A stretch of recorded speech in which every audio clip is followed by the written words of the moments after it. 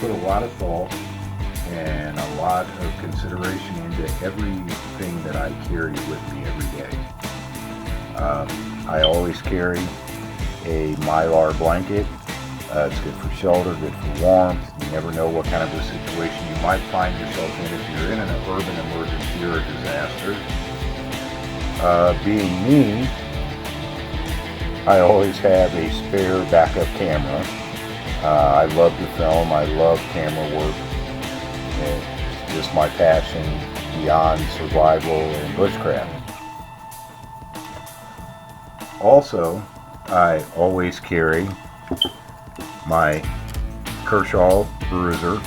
I love this knife. I cannot say enough good things about it.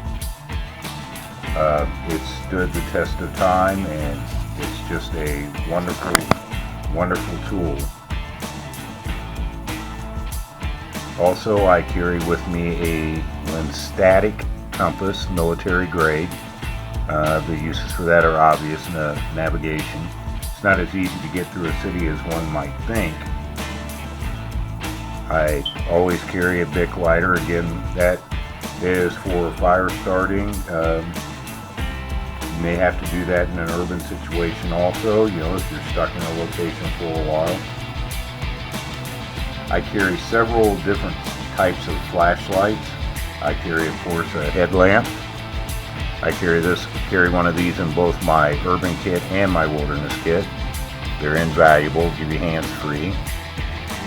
In my urban kits, I carry a flashlight, generally of aircraft aluminum. And generally, I look for tools that do the job. It doesn't matter to me the company name or where they came from, as long as they do what they're supposed to do. I carry the obligatory multi-tool. Actually, I carry a couple of them. This is a snap-on, and in my pocket generally I carry the Schrade multi-tool.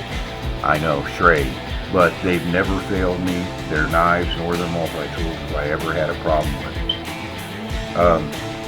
I guess the strangest thing in my EDC is the fact that I carry a little gas mask. That comes from the fact that I've been in a fire once before in a business, and it's very hard to get out of a smoky office building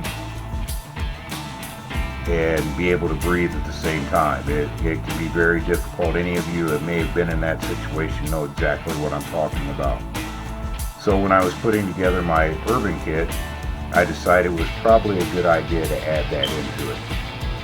Self-defense wise, I always carry a tactical pen. I've found them invaluable. This one is a Fury. I chose this one because, well, it does something most tactical pens don't. It writes well. I also have my urban mitigation kit, which I've done a video on, so I'm not going to go into everything that's in that, but I will link the description below and the link below to that video.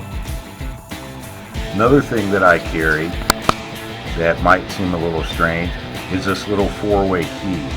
If you've ever walked around any office buildings on the outside, you'll see there's little water spigots everywhere. None of them ever have handles on them. False to turn them on. This little wrench will turn any of those types on to allow you to get and gain water in an urban situation. They're fairly inexpensive and they weigh nothing, so I figure it's a good idea to have one in my urban kit. It's one less thing I have to think about is where to get water. Also, I have a ferrocerium rod inside this leather case that I carry everywhere with me. And I'm working from behind the camera because my main camera isn't working, so I'm kind of stuck with my GoPro for now. But this ferrocerium rod, so I ask you guys to excuse the fact that I'm not in the video and that I'm working from behind it. It's kind of hard to do. But that is pretty much everything that I carry in my urban kit. The newest thing has been the mystery knife. I live in Colorado, so you're allowed to carry a knife up to 5 1/4 inches long, which this is under that. It is exactly 5 inches the blade. So I've started carrying that everyday carry also. I look forward to your comments and your thoughts on my kit and your ideas and what you carry in yours. This is Dan from My Survival. If you like our videos, please comment. If you really like them, hit that like button, and we would love it if you would subscribe. So once again, this is Dan, and until next time.